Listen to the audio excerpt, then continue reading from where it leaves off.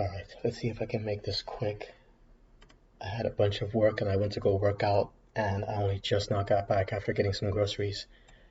Let's zoom in again and do a quick recap. I went long somewhere in here. I sold way too early. It peaked and bounced or rejected at, hold on. There was a spot where this rejected that made sense. No, I take that back. It didn't. There's just a rejection seemed completely random, unless you want to say it was rejected at this SMA.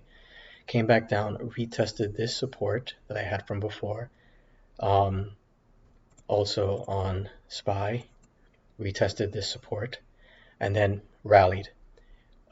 We peaked here at about 416. I thought we might get to 419, but not so much. I actually was watching this while I was doing some work, and when this picked back up again, and this spot where it rallied again, I have something on ES, the weekly right here on ES, where it started to rally again. I was watching this come up and I realized if this failed to get above this point, then we've got ourselves a head and shoulder on the 5 minute. And if it comes down, it might come down hard. And sure enough, it did.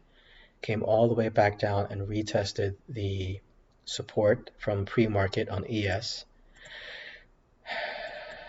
and the launching point off of the right after the bell. I suppose one could have taken this long because it made it a very clean 5 minute demand. And I'll add stuff in the chart later, but I'm just exhausted. I need to try and make some food. Unfortunately, this didn't move much from 411.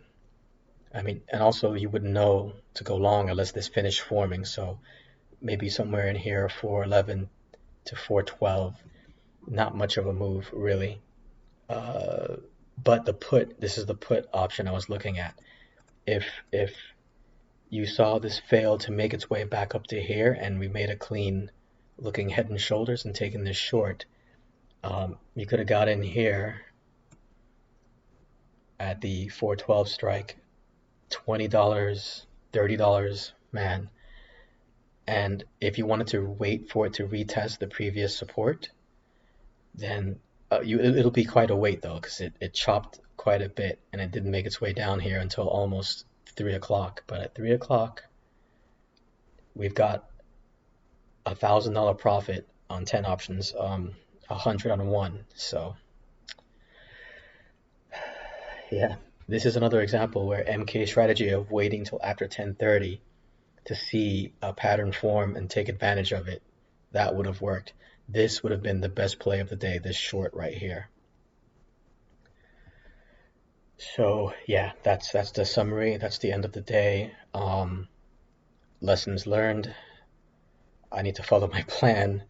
I mean, I was right. Taking it long from the beginning was risky, but it would have paid off if you knew where to sell. But there were just so many spots where it could possibly sell VWAP, the overnight high, this resistance, this resistance, this resistance, or this resistance. And of course, it made it up to here. It didn't make its way, because typically, like I said, if it can break past 4, bulls need to reclaim 4150. They succeeded in doing that. They need to reclaim 4160. They succeeded in doing that. Bears managed to push them back down, but they didn't manage to break below 4150. Bulls brought it back up again. Bulls reclaimed 4180. Once 4180 was reclaimed, one would think it would make its way to 4200. However, we peaked at, it's kind of off the screen sort of, but we peaked at 41, oh god, whatever. It's like 4194. So 4195 to 4200 was a strong resistance, but I don't know why Adam Mancini said 4208, but he was right. It reached 4208 yesterday, but it didn't make its way that high today. So yeah, if you took it long in the beginning, it would be difficult to know when to sell. But if you had enough positions where you can scale out, then that wouldn't be a problem. But when you have a small account like mine, scaling in and scaling out isn't really an option. So, yeah, let's see how things go next week.